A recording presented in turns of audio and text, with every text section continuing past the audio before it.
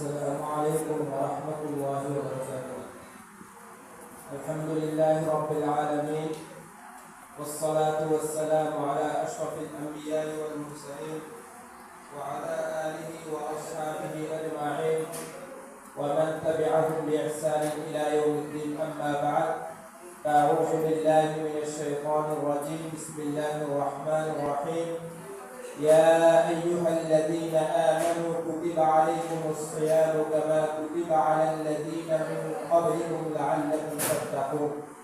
صدق الله مولانا العظيم. الحمد لله।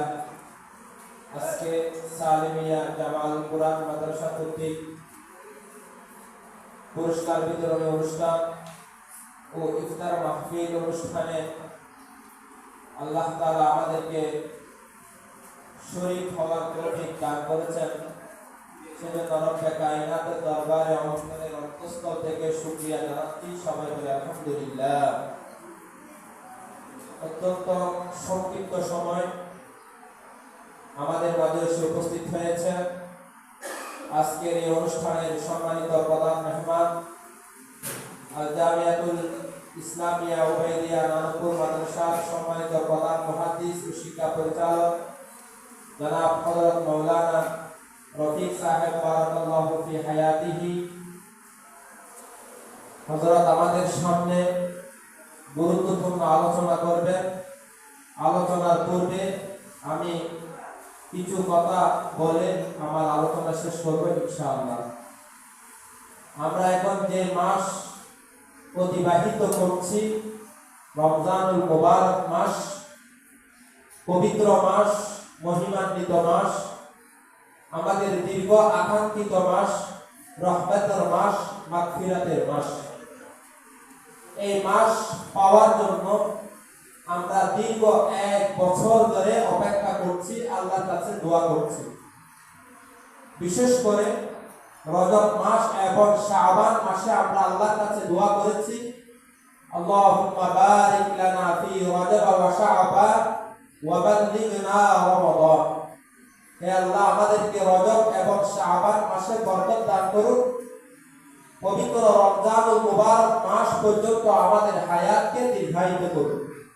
আল্লাহ তাআলা আমাদের এই দোয়া, আকাঙ্ক্ষা, কামনা কবুল করেছেন।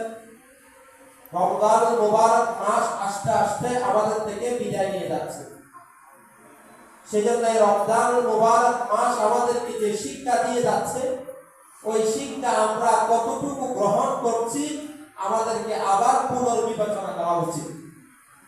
এই পবিত্র রমজানুল মুবারক মাস আমাদেরকে অনেকগুলো শিক্ষা নিয়ে আমাদের কাছে আগমন করে। রমজানের 1 নাম্বার শিক্ষা হলো তাকওয়া।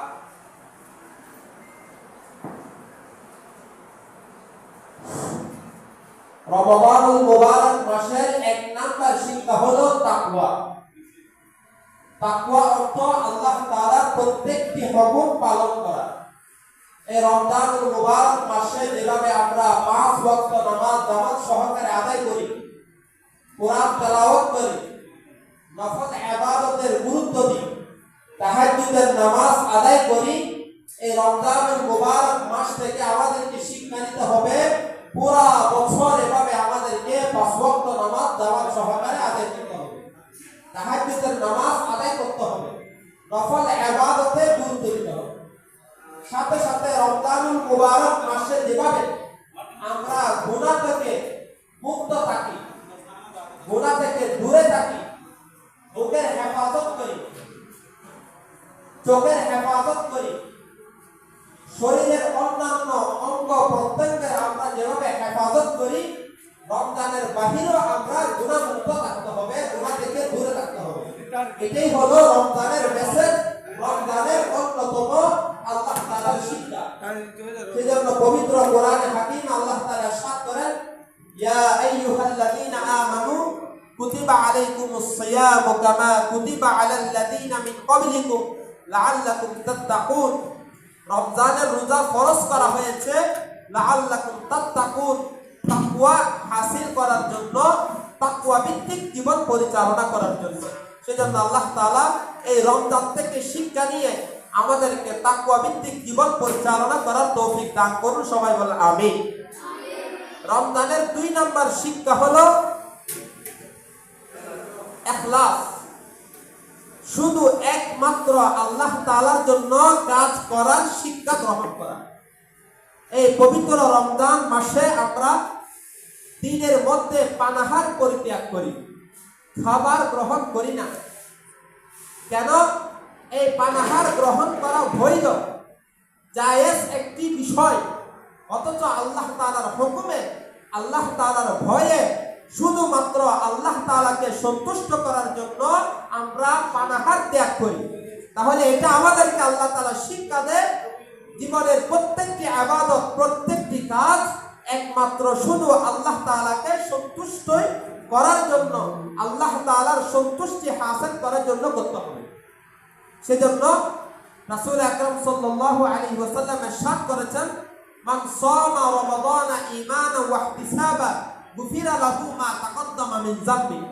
মান কামা রমাদান ঈমানান ওয়া ইহতিসাবান গুফিরা লাহু মা তাকদ্দামা মিন যামবি। মান কামা লাইলাতাল কদরি ঈমানান ওয়া ইহতিসাবান গুফিরা লাহু মা তাকদ্দামা মিন যামবি। প্রত্যেকটা আমলে, রোজার ব্যাপারে, তারাবির নামাজের ব্যাপারে, লাইলাতুল কদরের ইবাদতের ব্যাপারে আল্লাহ রাসূল দুটি শব্দ এনেছেন, ঈমানান ওয়া ইহতিসাবান। ঈমানান ওয়া ইহতিসাবান মানে পরিপূর্ণ আল্লাহ তাআলার উপর বিশ্বাস রেখে আল্লাহ তাআলার কাছে সওয়াব হাসিল করার জন্য, সওয়াব লাভ করার উদ্দেশ্যে শুধু আল্লাহকে সন্তুষ্ট করার জন্য ইবাদত করা। তাহলে রমজান আমাদেরকে শিক্ষা দেয় প্রত্যেকটি কাজ করতে হবে শুধু কাকে সন্তুষ্ট করার জন্য? আল্লাহ তাআলাকে সন্তুষ্ট করার জন্য। এই রমজানে আমরা পানাহার করি না, কিন্তু আমি রুমে বসে যদি পানাহার করি কেউ দেখবে না। আমি যদি পানিতে ডুব দিয়ে যদি পানি পান করি কেউ কি দেখবে না। তাহলে রমজান আমাকে শিক্ষা দেয়, এই রমজান একমাত্র আমি কাকে সন্তুষ্ট করার জন্য রাখছি? আল্লাহ তাআলাকে সন্তুষ্ট করার জন্য রাখছি। এভাবে প্রত্যেকটি ইবাদত শুধু একমাত্র আল্লাহকে সন্তুষ্ট করার জন্যই করতে হবে। রমজানের 3 নম্বর শিক্ষা হলো সহমর্মিতা, অন্যের দুঃখে দুঃখী হওয়া, অন্যের কষ্ট বুঝা। এই রমজানে আমরা উপবাস রাখি, এই উপবাসের মাধ্যমে আমরা বুঝতে পারি যে গরিব দুঃখী যারা দিনে একবার পরিপূর্ণ পেট ভরে খেতে পারে না, তারা কি পরিমাণ দুঃখ, তাদের কি পরিমাণ কষ্ট, সেটা অনুভব করার সুযোগ হয় আমাদের রমজানে। প্রত্যেকজনের ঘরে খাবার থাকে কিনা? থাকে।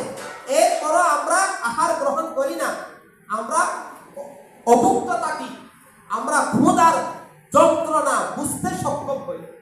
যার কারণে রমজান মাসে দেখবেন প্রত্যেকজন মানুষ গরিবকে সাহায্য করে, সহযোগিতা করে, কারণ বুঝতে পারে যে গরিবরা দিনে এনে দিনে খায়, অনেক ওয়াক্ত অনাহারে থাকে, তারা কি কষ্ট করে সেটা আমরা বুঝতে পারি। সেজন্য এই রমজান আমাদেরকে শিক্ষা দেয় সহমর্মিতার শিক্ষা, গরিব দুঃখীর খোঁজ খবর নেওয়ার শিক্ষা। সেজন্য যাদের উপর যাকাত ফরজ হয়েছে তারা যেন যাকাত আদায় করে, যাদের উপর সদকাতুল ফিতর ফরজ হয়েছে তারা যেন সদকাতুল ফিতর আদায় করে। এই রমজান মাসে যেন গরিবের সাহায্য সহযোগিতা করে, আশেপাশের মানুষের যেন খোঁজ খবর নেয় যে আমরা যেভাবে 3-4 আইটেম দিয়ে সাহারি খাচ্ছি, 10-15 আইটেম দিয়ে ইফতার করছি, আমার ঘরের পাশের মানুষ তারা কি ইফতার করছে কিনা ঠিকভাবে, তারা ঠিকভাবে সাহারি করছে কিনা, এগুলো খোঁজ খবর নেওয়ার মাস হলো রমজান মাস। আর শুধু রমজান মাস না, এই রমজান মাস থেকে শিক্ষা নিয়ে এই সহমর্মিতার শিক্ষা, এই ভ্রাতৃত্বের শিক্ষা, এই আন্তরিকতার শিক্ষা পুরো বছর আমাদেরকে গ্রহণ করতে হবে। রমজানের 4 নম্বর শিক্ষা হলো সংযম। এই রমজানে আমরা সংযম গ্রহণ করি, যেভাবে ইচ্ছা সেভাবে পানাহার করতে পারি না, আমরা পুরা দিন উপবাস থাকি। তাহলে যে রমজান মাসে সংযম গ্রহণ করি, এই রমজানের শিক্ষা নিয়ে যদি রমজানের বাহিরেও যদি আমরা এই সংযম গ্রহণ করতাম, খাবার গ্রহণের ক্ষেত্রে যদি আমরা একটু সেভ করে যদি খাবার গ্রহণ করতাম, দেখবেন রমজানে ডাক্তাররা বসে বসে মাছি মারে। ডাক্তারের কাছে রোগী আছে রমজানে? নাই। কেন? রমজানে মানুষ খাবার গ্রহণ করে পরিমিতভাবে, সংযম গ্রহণ করে, সেজন্য রমজানে মানুষ ডাক্তারের কাছে যেতে হয় না। এই রমজান থেকে শিক্ষা নিয়ে রমজানের বাহিরেও যদি খাবারের ক্ষেত্রে আমরা যদি পরিমিত খাবার গ্রহণ করতাম, আমাদেরকে এইভাবে ডাক্তারের কাছে যেতে হতো না। সেজন্য রমজানের 4 নম্বর শিক্ষা হলো সংযম গ্রহণ করা। 5 নম্বর রমজানের শিক্ষা হলো ওয়াহুয়া শাহরুস সবরি, এই রমজান হলো সবরের মাস। এই রমজানে ঘরে খাবার থাকা সত্ত্বেও আমরা খাবার গ্রহণ করি না, ঘরে পানীয় থাকার পরেও আমরা পানীয় গ্রহণ করি না, সবর এখতিয়ার করি, ধৈর্য এখতিয়ার করি। এই রমজান আমাদেরকে শিক্ষা দেয় আমাদের জীবনের ভাগে ভাগে বিভিন্ন সমস্যা, বিভিন্ন বিপদ আপদ আমাদের কাছে আসবে, সমস্ত বিপদে আমাদেরকে ধৈর্য ধারণ করতে হবে। দেখেন এই রমজানে ধৈর্য ধারণ করি বলেই আমাদের ইফতার আমাদের স্বাদ লাগে, মজা লাগে। রাসূল সাল্লাল্লাহু আলাইহি ওয়াসাল্লাম সাদ করেছেন লিসাইমি ফারহাতান, ফারহাতুন ইনদা ফিতরিহি ওয়া ফারহাতুন ইনদা লিকাই রাব্বিহি। রোজাদারের দুটি বিশেষ মুহূর্ত, আনন্দঘন মুহূর্ত আসবে। এক নম্বর হলো ইফতার। ইফতার স্বাদ লাগে না? ইফতার স্বাদ লাগে কেন? পুরা দিন আমি ধৈর্য ধারণ করেছি, সবর ধারণ করেছি, আর সবরের ফল হলো মিফতাহুস সবরি আর-রাহা। সবরের ফল হলো স্বাদ। সারাদিন আমি ধৈর্য ধারণ করে উপবাস থেকেছি, সেজন্য ইফতার আমার কাছে মজা লাগে। এভাবে জীবনের প্রত্যেকটি ক্ষেত্রে যদি আমরা ধৈর্য ধারণ করি, আল্লাহ তাআলা সবরের ফল দিবে আমাদেরকে মিষ্টি। সুবহানাল্লাহ। সেজন্য রমজানের অন্যতম 5 নম্বর শিক্ষা হলো সবর করা, ধৈর্য ধারণ করা। রমজানের 6 নম্বর শিক্ষা হলো ইত্তেফাক, ঐক্য। রমজানে যেভাবে আমরা একসাথে ইফতার করি, আমরা রমজানে একসাথে সবাই সাহারি করি। রমজানের বাহিরে সবাই একসাথে খাবার গ্রহণ করতে পারে না, পারে? একজন 8টা বাজে গ্রহণ করে, একজন 9টা বাজে গ্রহণ করে, আরেকজন তো ঘরের কর্তা আসে 1টা বাজে। সবাইকে ঘুম থেকে তুলে তারপর খাবার খায়। কিন্তু রমজানে দেখবেন সবাই একসাথে ইফতার করে, সবাই একসাথে সাহারি করে, করে কিনা? এই একসাথে ইফতার করা, একসাথে সাহারি করা, একসাথে তারাবির নামাজ পড়া, এটা আমাদেরকে ঐক্যের শিক্ষা দেয়, ইত্তেহাদের শিক্ষা দেয়। এই ইত্তেহাদের শিক্ষা যদি আমরা আমাদের জীবনের প্রতিটি ক্ষেত্রে সামাজিকভাবে, পারিবারিকভাবে, রাষ্ট্রীয়ভাবে, আন্তর্জাতিকভাবে যদি এই শিক্ষা গ্রহণ করতে পারি, আজকে মুসলমানরা গাজার মধ্যে, সিরিয়ার মধ্যে নির্যাতিত হতো না। মুসলমানরা আজকে গাজার মধ্যে এভাবে ইহুদিদের দ্বারা আক্রান্ত হতো না। এই রমজানের ঐক্যের শিক্ষা যদি আমরা গ্রহণ করতে পারতাম, সেজন্য এই রমজান থেকে আমাদেরকে ঐক্যের শিক্ষা গ্রহণ করতে হবে। 7 নম্বর রমজানের শিক্ষা হলো গুনাহমুক্ত জীবন কাটানো। এই রমজানে আমরা গুনাহ করি না? করি না।